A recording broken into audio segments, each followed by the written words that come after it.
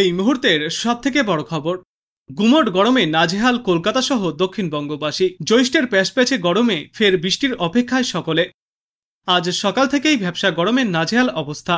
অন্যদিকে টানা 5 দিন ধরে বজ্র বিদ্যুৎ সহ বৃষ্টির পূর্বাভাস জারি করা হয়েছে রাজ্যের একাধিক জায়গায়। বৃষ্টির সঙ্গে কোনো কোনো জায়গায় দফায় দফায় দমকা ঝড়ো হাওয়াও বয়ে যেতে পারে। চলতি মাসের শেষের দিকে নিম্নচাপ তৈরি হওয়ার সম্ভাবনা রয়েছে, যা পরবর্তীতে ঘূর্ণিঝড়ে পরিণত হতে পারে বলেও আশঙ্কা প্রকাশ করা হচ্ছে। আদৌ কি তৈরি হবে ঘূর্ণিঝড়, এই প্রশ্নের উত্তরে বিশেষজ্ঞরা জানিয়েছেন আগামী 23শে মে দক্ষিণ পূর্ব বঙ্গোপসাগর এবং সংলগ্ন আন্দামান সাগরে একটি নিম্নচাপ তৈরি হওয়ার সম্ভাবনা আছে। নিম্নচাপটি তৈরি হলে তা ঘনীভূত হয়ে গভীর এবং অতিগভীর নিম্নচাপে পরিণত হওয়ার মাঝারি সম্ভাবনা রয়েছে।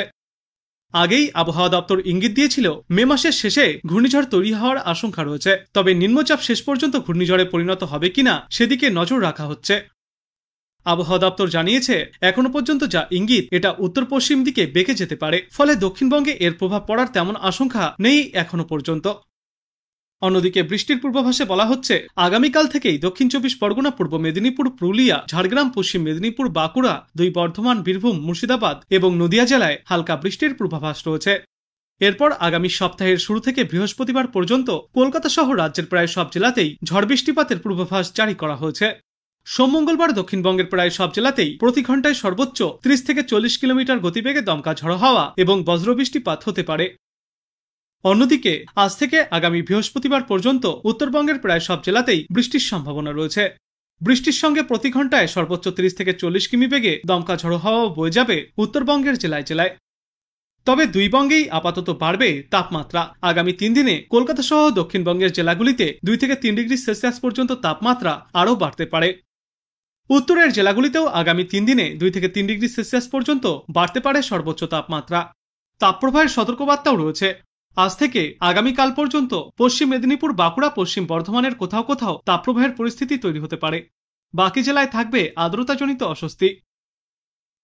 প্রাক বর্ষা সম্পর্কে বিশেষজ্ঞরা জানিয়েছেন আগামীকালের মধ্যেই আন্দামান নিকোবর দ্বীপপুঞ্জ এবং বঙ্গোপসাগরের কিছু অংশে দক্ষিণ পশ্চিম মৌসুমী বায়ু ঢুকতে পারে। ওই অঞ্চলে দক্ষিণ পশ্চিম মৌসুমী বায়ু ঢোকার স্বাভাবিক সময় 22শে মে, অর্থাৎ এবছর সময়ের 3 দিন আগেই আগমন করছে বর্ষা। অন্যদিকে দেশের মধ্যে কেরালায় সবার আগে বর্ষা প্রবেশ করে। দক্ষিণের এই রাজ্যে বর্ষা আসার স্বাভাবিক সময় 1 জুন। তবে এবার কেরলে 31শে মে বর্ষা ঢুকতে পারে বলে আশা প্রকাশ করেছেন বিশেষজ্ঞরা।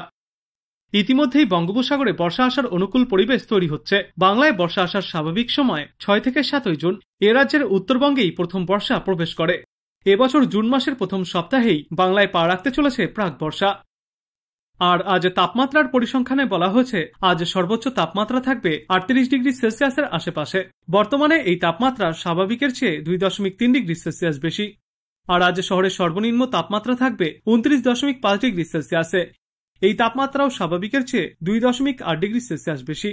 বাতাসে আপেক্ষিক আর্দ্রতার সর্বাধিক পরিমাণ থাকবে 88%, আর ন্যূনতম পরিমাণ থাকবে 43%। এবার চলুন আমরা দেখে নেই আজ আলিপুর আবহাওয়া দপ্তর থেকে কি কি সতর্কবার্তা জারি করা হচ্ছে।